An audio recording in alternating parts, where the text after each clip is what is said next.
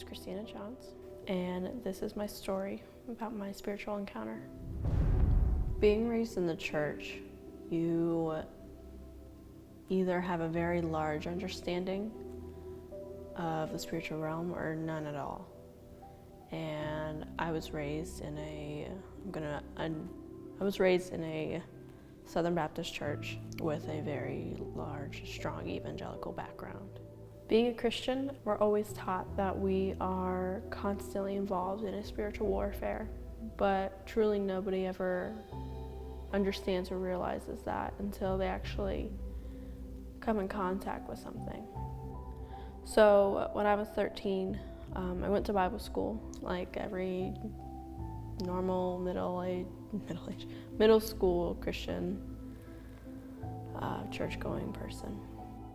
So that Sunday, unbeknownst to me, a woman who wasn't a very strong Christian was supposed to teach Sunday school and teach us about angels and demons. But instead she came in and she only talked about the evil side and the evil one.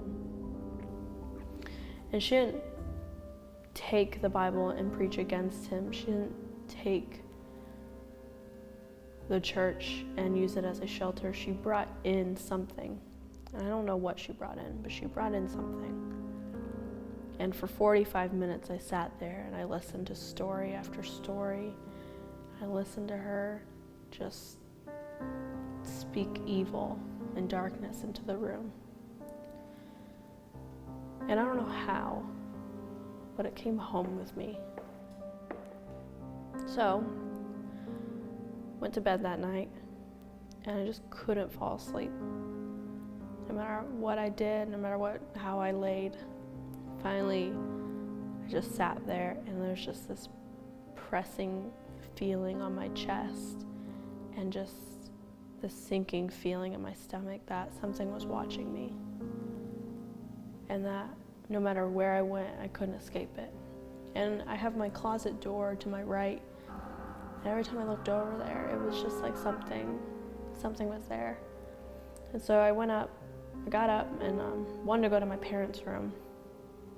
And every time I tried to cross the hallway, I got right to the middle, right every single time, the same spot, and I couldn't move.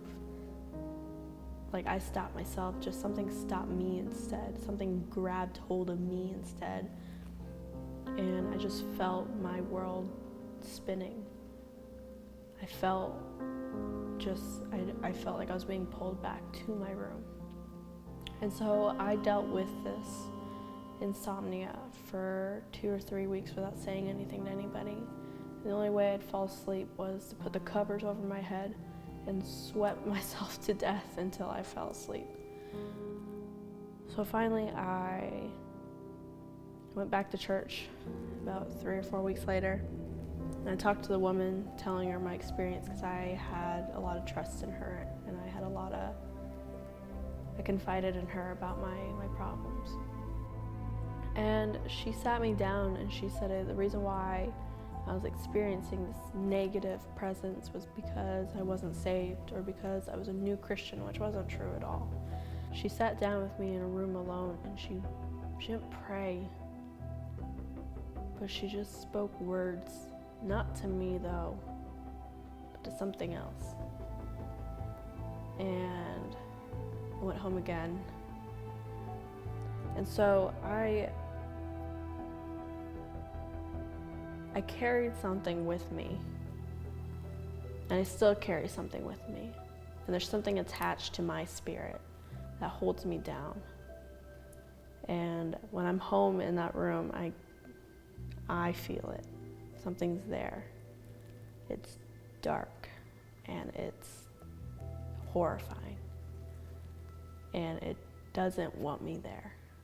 I'm not a large prayer warrior. I don't think I have the gift of that, but I think I have the gift of discernment. And discernment is something where you feel the spirit, any spirit, I believe. And I can be in a room with people, and so if people have a lot of similar spirits, but if somebody has a spirit that's standing out to me the most, I can turn to them even if they're not talking and know that I need to talk to them. I believe that's my spiritual gift. And so I think that's why it's so hard for me to sometimes come in contact with dark energy, because that feeds on something that I'm trying to grow. I don't do well with horror or anything else because I believe it feeds on my spirit, and my spirit is weak at times.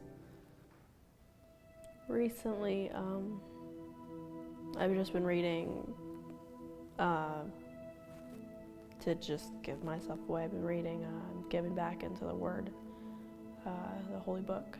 But I found that actually getting on my knees, face down on the floor, is the most humbling experience, but it's also the most freeing. I think that's what's helped me the most, is reading things that aren't even about fear or about overcoming things, but just things that are about life in general and just good, like, spiritual advice in any way. I think talking about it too, talking to people and admitting out loud that I'm afraid and that I'm scared, I think that's a powerful tool.